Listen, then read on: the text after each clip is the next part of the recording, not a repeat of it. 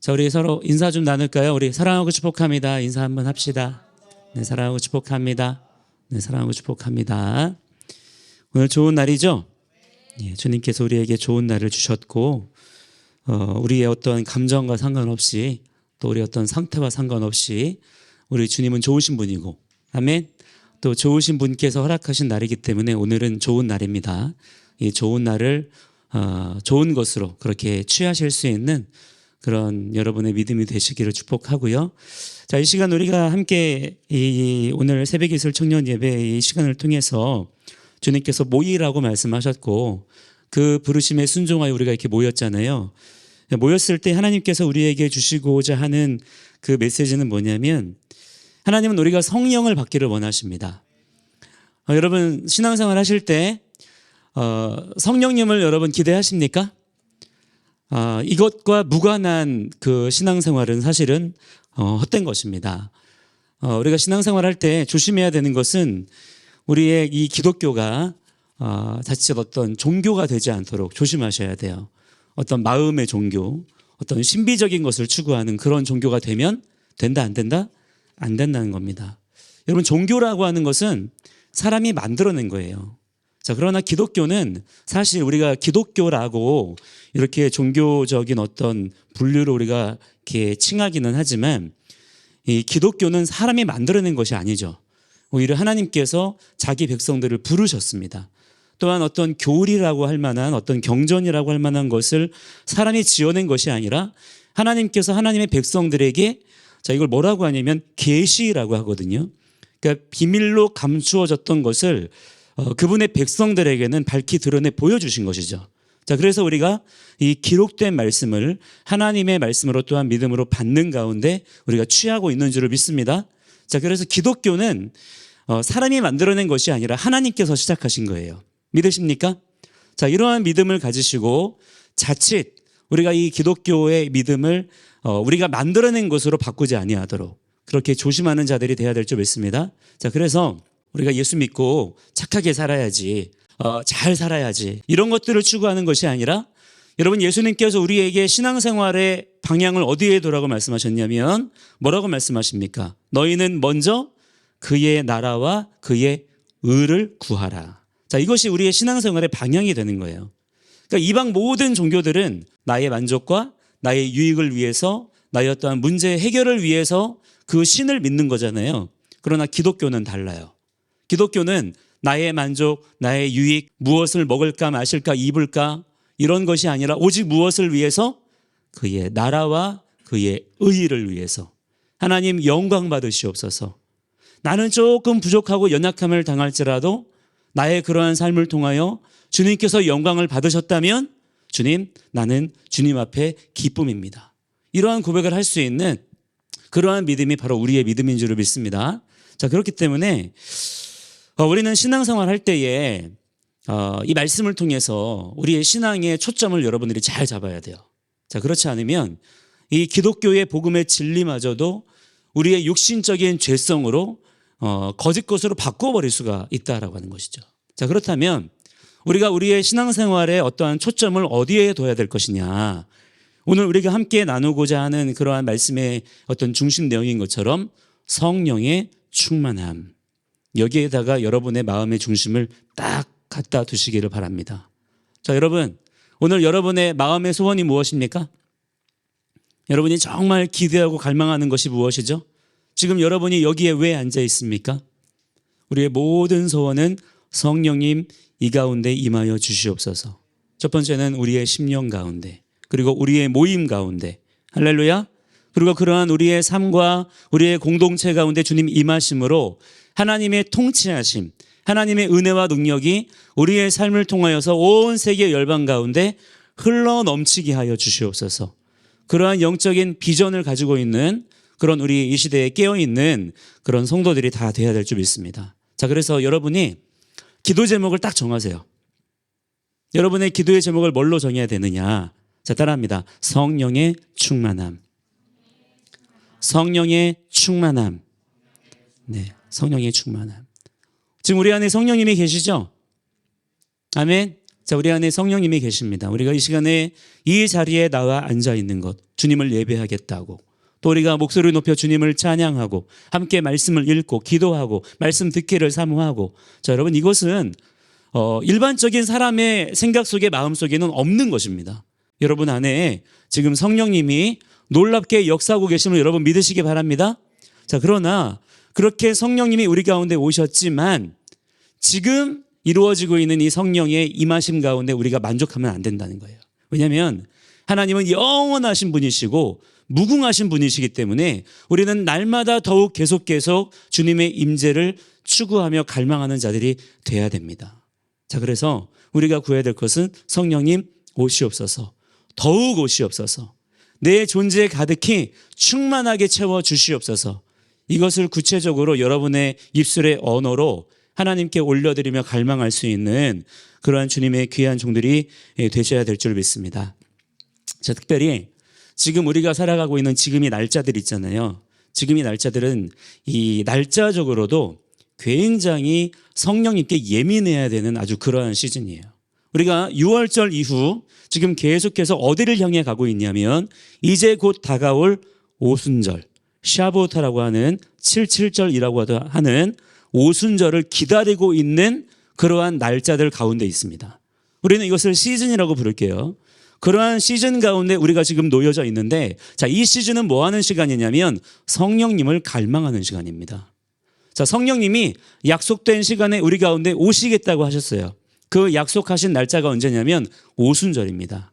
자, 우리가 한 가지, 여러분, 하나님의 역사들을 여러분들이 기대하실 때 반드시 알아두셔야 될 게 뭐냐면 하나님은 아무 때나 일하시지 않는다는 점이에요.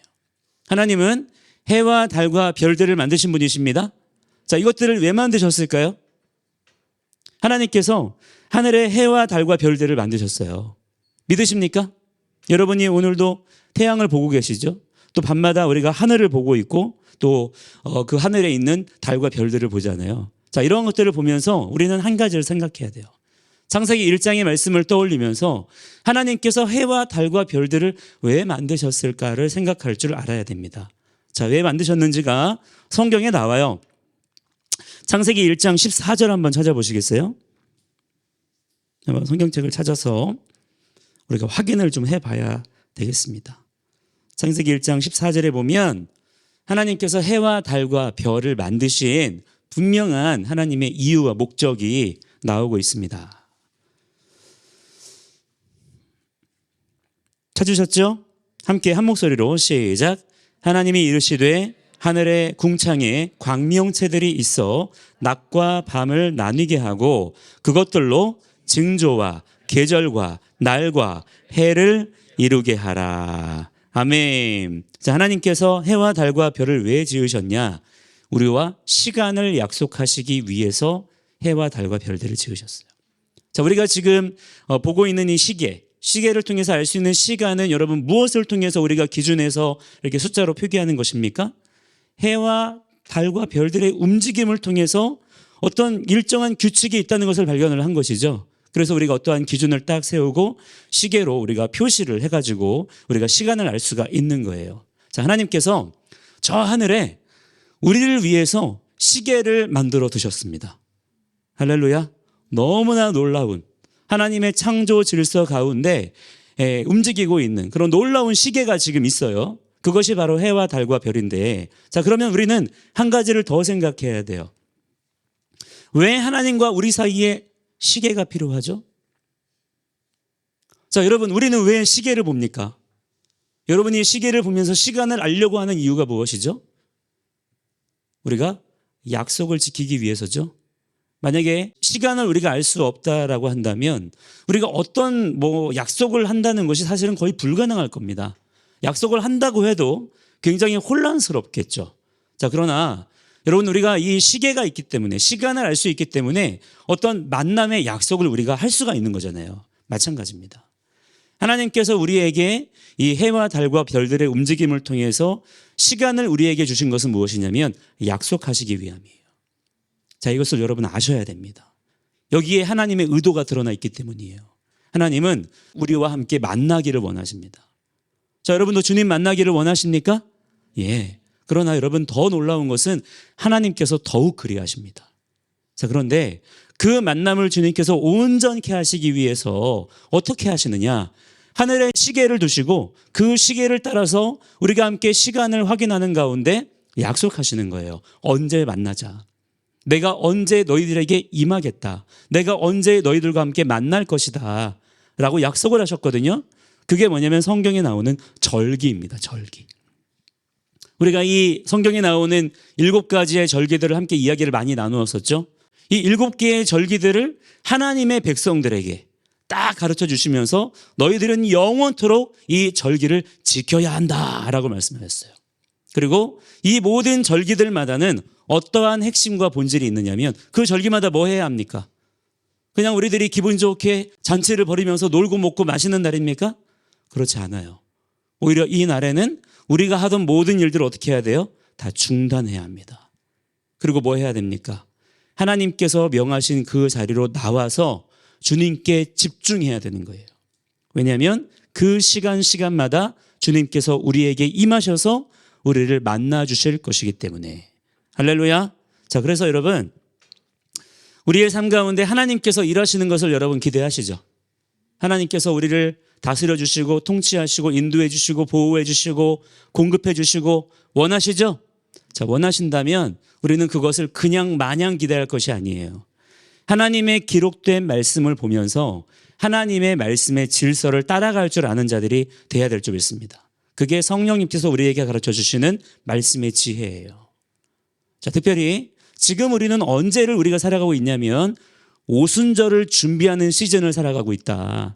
자, 이 오순절은 어떤 날이냐면 2가지의 성취가 있어요. 이 오순절에는. 첫 번째의 성취는 뭐냐면 하나님께서 이스라엘 백성들을 애굽에서 구원해 내셔가지고 어떻게 하시냐면 광야로 불러내셨죠. 그 광야에서 어느 날 하나님께서 모세를 시내산으로 부르십니다. 그 시내산 꼭대기에서 하나님께서 모세에게 무엇을 주시죠? 십계명을 주십니다. 토라의 말씀을 주시는 거예요. 자, 이 십계명, 토라의 말씀은 뭐냐면 하나님의 백성들에게 주시는 하나님의 언약의 말씀이에요.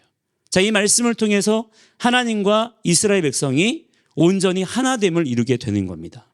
자, 이 날이 바로 첫 번째 오순절이었어요. 두 번째 오순절의 성취는 언제냐면 우리가 오늘 함께 읽은 바로 이 말씀에 바로 그 일들이 성취가 된 겁니다. 사도행전 2장 1절로 4절 말씀에 누가 무슨 일을 경험했습니까? 예수님께서 예루살렘에서 기다리라 말씀하셨죠. 그 예수님의 말씀을 지키면서 그 자리에서 주님의 이름을 부르며 주님의 역사를 기대했던 자들에게 성령 하나님께서 오순절 날이 이미 이름에 라고 말씀에 나오잖아요. 바로 그때에 하나님께서 약속을 지키시기 위하여 성령님이 임하신 거예요. 자, 그래서 특별히 우리가 이 동일한 시즌을 살아가고 있는 가운데 저와 여러분의 심령 가운데 이 성령님의 오심을 갈망할 수 있는 그러한 심령이 있게 되기를 주의 이름으로 간절히 축복합니다. 자, 그래서 우리가 구원받았잖아요. 우리가 예수 믿고 구원받았을 때에는 우리가 무엇을 생각해야 되냐면 시간에 대한 개념이 바뀌어야 돼요. 하나님께서 우리에게 영생의 구원을 허락해 주셨죠. 이 영생이라고 하는 것은 우리는 생명이라고 하는 것을 시간으로서 경험합니다. 그렇죠, 여러분? 자, 그렇기 때문에 우리가 영원한 생명의 구원을 받았다라고 할 때에는 먼저 시간에 대한 개념이 바뀌어야 되는 거예요. 그 전에는 여러분 나에게 주어진 시간은 누구의 것이라고 생각했습니까? 그냥 마냥 내 시간이었잖아요. 아우 바쁘다 바빠. 우리가 늘 바쁘게 쫓기며 살았습니다. 시간 내 거니까 그렇게 쓴 거예요. 어떨 때는 우리가 게으르게 살았어요. 예, 내 스스로 그렇게 판단하면서 시간을 그렇게 아무렇게나 썼던 것이죠. 자, 그러나 예수 믿고 나서부터는 우리가 달라져야 되는 거예요. 어떻게 달라져야 되느냐? 우리가 하나님의 시간 속으로 들어가야 합니다. 그 말은 무슨 말이냐면 이제부터는 시간의 방향을 나를 위해 사용하는 게 아니라 어떻게 써야 돼요? 하나님을 위하여 써야 되는 거예요. 우리의 모든 삶의 방향을 하나님의 시간에 맞추어서. 할렐루야. 이러한 지혜가 여러분들에게 있어야 될 줄을 믿습니다. 그래야 우리가 예수 믿고 나서 제대로 된 거듭난 자의 삶을 살 수가 있다 이 말이에요. 그런데 지금 많은 분들이 예수 믿고 나서 또 내가 구원받았다, 내가 하나님의 자녀다 라고 하는 그러한 어떤 이해를 가지고 있으면서도 뭐 하나가 지금 안 바뀌어 있냐면 이 시간에 대한 개념이 아직도 안 바뀌어 있어요. 구원받고 나서도 이 시간이 내 것인 줄 알고 그렇게 사는 거예요. 그러니까 믿음의 지식은 있습니다. 믿음의 어떠한 양심은 있는데 정작 시간의 주인이 바뀌지 않았기 때문에 여전히 내 시간에 맞춰서 살고 있기 때문에 하나님의 역사들이 경험되어지지 않더라. 자, 오늘부터 여러분이 한 가지만 바꿔보세요. 어떻게 하시는 거냐면 이제부터는 여러분이 결단하시는 가운데 여러분의 시간표에 맞추지 마시고 말씀을 부지런히 보시면서 하나님의 시간표에 맞추어 살아보세요. 자, 특별히 그것을 어떻게 하는 것이냐? 쉽습니다. 아까도 말씀드렸지만 지금 우리가 오순절을 맞이하는 그러한 시즌에 살고 있다 그랬죠? 자, 그렇다면 지금 이 시즌에는 우리가 오순절에 우리가 마음을 딱 두는 가운데, 자, 오순절은 뭐 하는 날이라 그랬어요? 하나님께서 임재하시는 날입니다. 우리를 만나 주시겠다고 약속하신 날이기 때문에 우리가 그 날에 소망을 두고 지금 우리에게 주어진 하루하루를 그렇게 소망 가운데 살아가는 거예요. 여러분이 그렇게 인생의 방향을 맞추면 여러분의 삶 가운데 놀라운 하나님의 공급하심과 만지심과 또한 영적인 성장과 성숙을 경험하게 됩니다. 그러한 일들을 우리 모든 지체들이 다 경험할 수가 있어야 된다라고 하는 거예요. 자, 그렇다면 오늘 우리가 나누고자 하는 것은 간단하게 세 가지를 좀 나눠보기를 원하는 건데요. 그렇다면 성령의 충만함을 우리가 입어서 우리가 하나님의 시간 안으로 들어가야 되는데 그렇게 하나님의 시간 안으로 들어와 사는 자들은 구체적으로 무엇을 해야 될 것인가? 이것을 함께 우리가 알고 그것을 하자 이 말이에요. 아시겠죠? 우리가 성령 충만 받아서 우리가 성령의 시간 안으로 들어가서 우리가 무엇을 해야 될 것인가? 이것은 우리가 그렇게 하기를 원합니다라고 하는 우리의 기도의 제목이기도 하지만 그러나 그보다 앞서서 하나님께서 우리에게 성령님을 보내주시면서까지도 우리에게 회복되기를 원하시는 하나님의 기대예요. 하나님께서 우리에게 기대하시는 삶의 모습이 있습니다. 우리를 창조하신 그분께서 우리의 삶을 통해서 이러한 일들이 일어나기를 원하신다라고 하는 거예요. 자, 그것을 구체적으로 세 가지만 함께 나눠보도록 하겠습니다. 자, 첫 번째는 무엇입니까? 하나님의 말씀을 소리내는 것입니다. 자, 어떻게 소리내는 것이냐? 어떻게 소리내라는 거예요? 중얼중얼 소곤소곤이 아니라 선포하라는 것입니다. 큰 소리로 외쳐 선포하는 역할들을 우리가 감당하기를 원하신다라고 하는 거예요. 우리 사도행전 2장 4절 말씀 함께 다 같이 읽어보도록 하겠습니다. 시작. 그들이 다 성령의 충만함을 받고 성령이 말하게 하심을 따라 다른 언어들로 말하기를 시작하니라. 아멘. 자, 오늘 말씀에 보니까 마가의 다락방에 모여있던 예수님의 제자들이 성령 받았죠. 오순절 날이 이미 이르매. 자, 이 말은 무슨 말이냐면 하나님이 약속하신 그 때가 이르렀다 이 말이에요. 그 때가 이르자 하나님께서 약속을 성취하시기 위하여 어떤 일을 행하십니까? 하늘로부터 성령님을 부어주십니다. 그러자 예수님의 말씀을 듣고 지키며 그 자리에 있던 자들에게 성령의 불의 혀같이 갈라지는 역사가 각 사람 위에 임하여 있더니. 아멘 아멘. 자, 그러자 아 뜨거워 하고 끝났습니까? 아니더라는 거예요. 자, 어떤 변화가 일어났어요? 그들이 성령이 말하게 하심을 따라. 자, 그러니까 성령님이 뭐 하게 하셨다는 거예요? 성령님께서 말하게 하셨다는 거예요. 성령님은요, 말하게 하시는 분입니다. 우리의 입을 지으신 그분께서 우리의 입의 용도를 회복시켜 주신 거예요. 그동안 우리는 예수 믿기 전에는 성령님이 우리 가운데 임하시기 전에는 우리의 입을 어떻게 썼습니까? 그냥 뭐 먹는 데나 쓰고 또한 남들 험담하고 욕지거리하고 나의 정욕적인 말들을 내뱉는 데 썼다면 이제부터는 성령님께서 이 입술의 주권을 가져가시겠다는 거예요. 그래서 뭐 하게 하십니까? 말하게 하셨다. 어떻게 하십니까? 다른 언어들로 말하기를 시작했다라고 말씀합니다. 자, 이 표현이 굉장히 중요한 거예요. 자, 여러분 성령의 충만함을 받기를 원하십니까? 더욱 받기를 원하십니까? 자, 그렇다면 성령 받아서 뭐 할 건데요? 이 비전과 소망이 있어야 우리가 하나님께 성령을 구해도 제대로 구할 수가 있어요. 성령님을 나의 어떠한 영적인 만족을 위해서, 어떤 내 문제 해결을 위해서 성령님을 내것 삼으려고 그렇게 성령님을 구하면 잘못 구하는 거예요. 우리가 왜 구해야 합니까? 하나님의 말씀의 비전을 따라 구해야 합니다. 자, 우리가 뭐라고 기도해야 될까요? 성령님 오시옵소서. 성령님 더욱 충만하게 내 심령 가운데 오시옵소서. 우리 기도해야 돼요. 왜 성령님을 구할 거예요? 이 말씀을 따라서 그렇게 구하시기 바랍니다.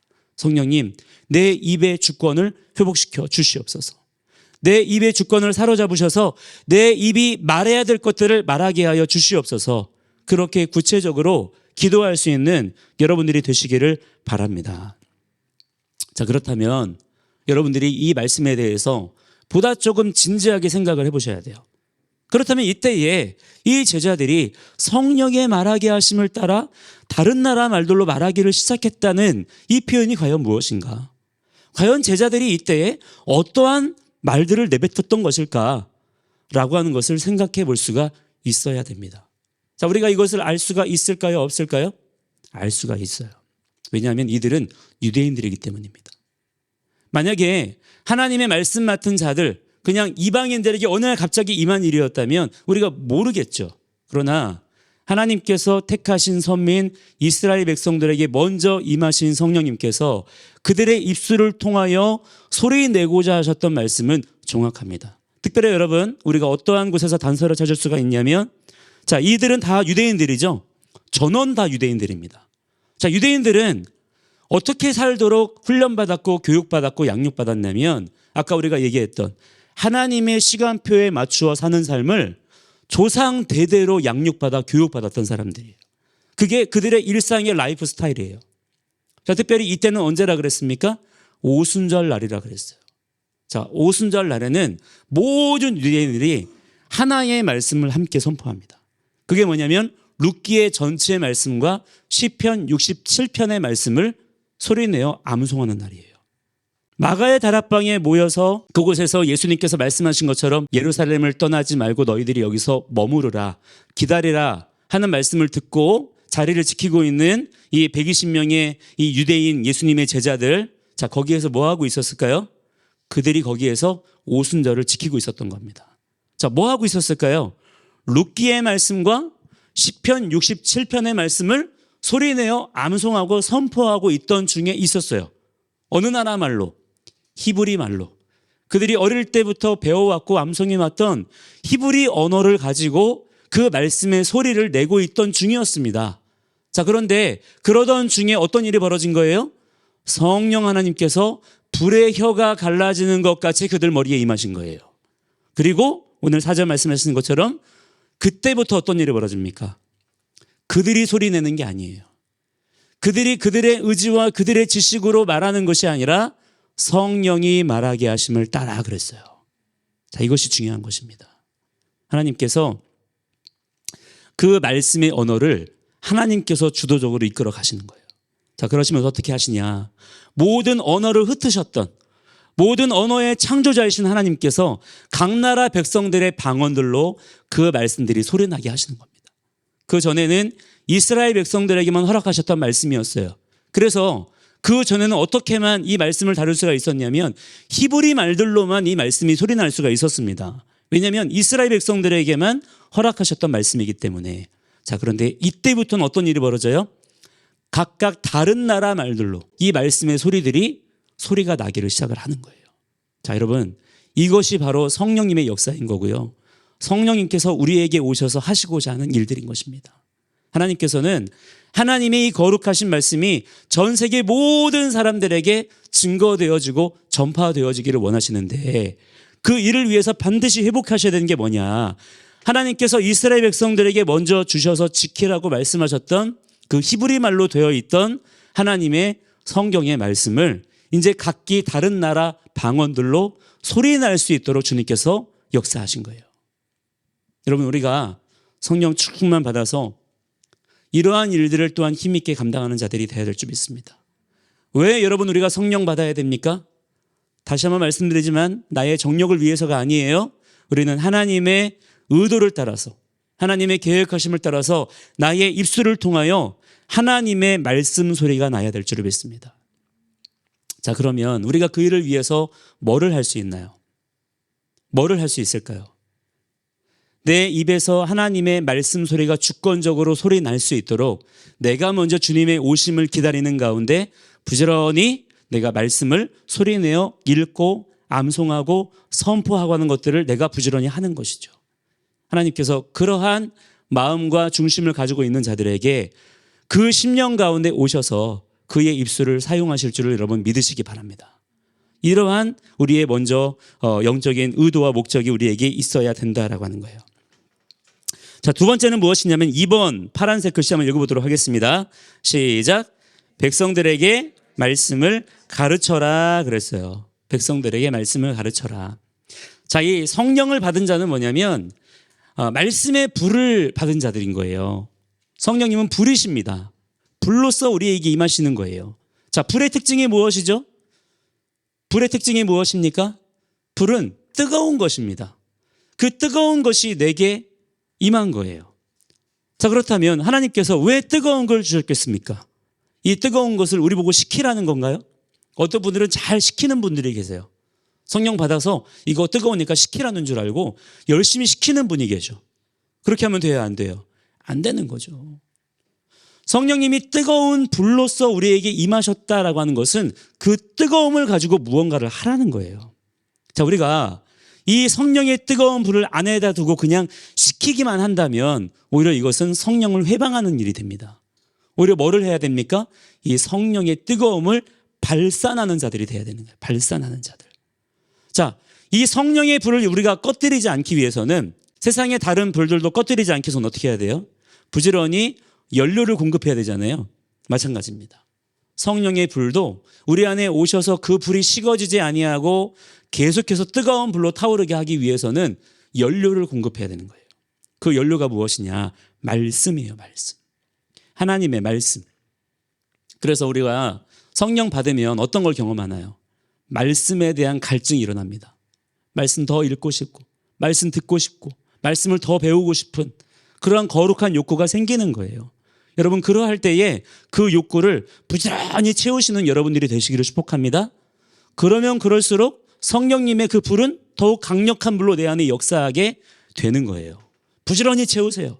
자, 그렇지 않고 우리가 성령이 내게 임하셨는데 우리가 수련회나 부흥회나 이런 데 가면 은혜 받는 분들이 있잖아요. 뜨거운 불을 체험하는 분들이 있는데 그런데 이 오신 성령님을 내가 어떻게 대해드려야 될지를 모르는 거예요.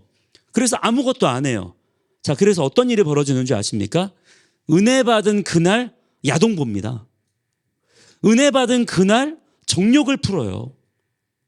실제 있는 일입니다. 왜 그럴까요? 이 영적인 예민한 것들이 우리의 정욕적인 것으로 풀어지게 됩니다. 제가 예전에 중고등부 이렇게 수련회하고 하다 보면은 그런 일들을 많이 봤어요. 오히려 은혜 받고 나서 그 삶이 뒤틀리는 거예요. 왜 그러느냐? 은혜 받고 나서 나의 심령을 어떻게 사용해야 될지를 모르는 거죠. 자, 여러분이 심령의 뜨거운 것을 경험하게 되시면 그때 여러분이 정신 바짝 차리시고 뭐를 채우셔야 돼요? 성령의 불이 더욱 강력한 불로 타오를 수 있도록 말씀 연료 공급하셔야 됩니다. 그렇지 않으면 나의 마음을 오히려 악한 것들에게 빼앗겨 버릴 수가 있어요. 자, 그 다음에 그렇게 내 안에 채워진 강력한 뜨거운 불을 가지고 뭐를 해야 되느냐? 하나님께서 내게 주신 말씀의 불을 세계 모든 나라 사람들에게 힘써 가르치는 사명을 우리가 감당을 해야 된다는 거예요. 자, 그래서 오늘 말씀 우리가 읽진 않았습니다만은 사도행전 2장의 14절 이하를 보시면 사도 베드로가 뭘 합니까? 오순절을 지키기 위해서 세계 각지에서 몰려들어 있는 유대인 사람들에게 하나님의 말씀을 선포하기 시작하죠. 자, 그런데 이때 베드로가 전하는 그 메시지의 내용을 잘 보세요. 베드로가 자기의 억울했던 일들, 자기의 옛날 경험담들, 자기의 생각들, 자기의 지식들 이런 것들을 썰을 푸는 게 아니에요. 베드로의 모든 메시지는 무엇입니까? 구약 성경에 있는 말씀을 그대로 외쳐 선포하는 거예요. 토라에 있는 말씀, 타나크에 있는 말씀, 구약 성경에 기록되어서 하나님께서 가르치신 그 말씀을 그 당시에 오순절을 지키기 위해서 세계 각지에서 몰려든 은혜를 사모하는 사람들이죠. 그들에게 그 말씀을 있는 그대로 선포하는 것입니다. 자, 그런데 이 선포하는 말씀이 지금 누가 선포하는 것입니까? 성령 하나님께서 강력한 불로서 선포하게 하시는 말씀이에요. 자, 그랬더니 어떤 일이 벌어져요? 이 날에만 3,000명 이상이 회개하고 세례를 받는 역사가 일어나게 되었다라고 하는 기록이 오늘 이 말씀에 있는 거예요. 자, 이 일들이 누구에게 일어난 일입니까? 성령 받은 자를 통하여 일어난 일이라 이 말이에요. 우리가 성령 충만함 받아서 또한 이 시대 가운데에도 이러한 일들을 감당하는 자들이 돼야 될 줄을 믿습니다. 성령님께서는 성령 받아서 말씀을 이 땅 가운데 풀어내라는 거예요. 우리에게 그 사역을 맡기셨는데 정작 우리는 성령님을 받아서 나의 어떠한 영적인 욕구, 나의 어떠한 종교적인 만족을 위해서 써버립니다. 그래서 오히려 은혜 받았다라는 분들 때문에 교회가 시끄러워지고 교회가 문제가 생기고 하는 거예요. 자, 여러분이 성령의 충만함을 간구하십시오. 왜 해서 여러분 성령의 충만함을 받아야 됩니까? 바로 이 사명을 여러분들이 힘있게 감당하기 위해서라고 하는 거예요. 자, 세 번째 마지막으로 우리가 성령 받아서 뭐 해야 됩니까? 세 번째 뭐예요? 공동체를 사랑하라는 거예요. 자, 여러분 성령을 받은 자는 절대로 개인적인 삶에 머무를 수가 없습니다. 이기주의적이 될 수가 없어요. 왜냐? 하나님께서 개인적인 분, 이기적인 분이 아니시기 때문이에요. 하나님은 언제나 공동체를 추구하십니다. 하나님께서 우리에게 뭐라고 말씀하시냐면 생육하고 번성하여 충만하라 그러셨어요. 너 혼자 탁월하고 빼어난 자가 되라는 게 아니에요. 우리가 열심히 성령 충만받고 은혜 받아서 능력 받아서 뭐 해야 되느냐? 생육, 번성, 충만하여 공동체를 이루라고 말씀하시는 거예요. 왜냐? 공동체를 통해서만이 생명을 창출할 수가 있기 때문이에요. 자, 여러분, 우리가 성령 충만 받아서 우리가 무엇을 추구해야 되느냐? 나 혼자 은혜 받고 나 혼자 능력 받고 이게 아니에요.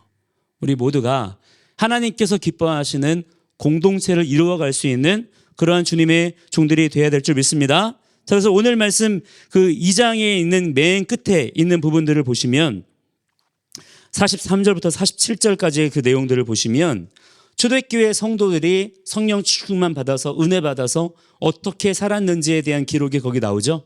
자, 어떻게 삽니까? 자기 은혜 받았다고, 자기 이런 은사 받았다고, 자기가 어떻게 영적인 그런 어떤 경험을 했는지 서로 자랑하고 경쟁하고 이럽니까? 그렇지 않더란 말이에요. 공동체를 이루는 거예요. 나의 삶의 만족을 위해서 공동체를 이용해 먹는 게 아니에요. 오히려 나의 것을 내어드리면서까지 공동체를 이루려고 하는 것입니다. 자, 이것이 하나님께서 성령의 충만함을 우리에게 주시면서 이루시고자 하는 일들이라 이 말이에요. 자, 여러분, 지금 이 시대 가운데 얼마나 세상의 풍조가 개인주의, 이기주의로 흘러갑니까? 지금 교회도 그래요, 교회도. 교회도요, 지금 제일 심각한 문제가 뭐냐면 개인주의 영성으로 흘러가고 있어요. 나 혼자 그냥 은혜 받고 나 혼자 만족하면 된다는 거예요. 공동체를 위한 헌신과 섬김과 희생이 점점 사라지고 있습니다. 한국교회가 한참 부흥할 때에는 우리의 마음이 공동체에 있었어요. 그래서 교회가 부흥했습니다. 근데 지금은 이렇게나 인프라가 발전해 있고 환경이 좋아졌음에도 불구하고 우리가 걱정하는 게 무엇입니까? 교회가 점점 약해지는 거예요. 없어지는 교회가 많아지고 있어요. 왜 그렇습니까? 우리의 삶의 방향이 공동체가 아니라 개인 이기주의로 흘러가고 있기 때문이에요. 아까 말씀드렸던 것처럼 우리가 기독교 안에 있다고 하면서도 우리가 이것을 종교로 대하고 있는 것이죠. 자, 우리가 성령님을 추구하는 자들로서 우리에게 주어진 공동체를 잘 세워나갈 수 있는 그러한 주님의 종들이 될 수 있기를 주의 이름으로 간절히 축복합니다. 그래서 우리가 공동체를 통해서 어떻게 하면 내가 더 만족할 수 있을까? 어떻게 하면 내가 더 유익할 수 있을까를 구하기보다 내가 무엇을 해야 내가 무엇을 더 할 수 있으면서 공동체를 세울 수 있을까? 이러한 것들을 고민할 수 있는 거룩한 영적인 부담감을 가질 수 있는 저와 여러분들의 삶이 다 되어야 될 줄을 믿습니다. 자, 그래서 오늘 결론적으로 우리가 이러한 말씀들을 통해서 우리가 무엇을 붙잡고 기도를 해야 되느냐면 우리가 성령의 충만함을 구하는 자들이 되어야 될 줄을 믿습니다. 일단 우리가 성령 충만 받고 나면 어떻게든 될 거 아니냐라고 생각하실지 모르겠지만 그렇지가 않아요. 우리가 말씀을 통해서 성령님이 내 안에 오시면 우리가 성령님이 임하시는 그 삶을 통하여 무엇을 해야 될 것인가를 정확하게 아는 가운데 그것을 위하여 성령님께 올려드릴 수 있는 우리의 기도의 제목이 있어야 됩니다. 자, 그래서 이 시간에 함께 우리가 기도할 때에는 우리가 성령의 충만함을 간구하면서 함께 그렇게 기도했으면 좋겠어요. 성령님 내 안에 오시옵소서. 성령님 내 안에 좌정하사 다스려 주시옵소서. 그래서 뭐 하시는 겁니까? 나 기분 좋으려고? 내 문제 해결되려고? 그게 아니에요. 뭐 하는 거죠? 우리가 지금 나눈 이 세 가지 있잖아요. 하나님의 말씀을 소리내어 선포하라. 백성들에게 말씀을 가르쳐라. 공동체를 사랑하라.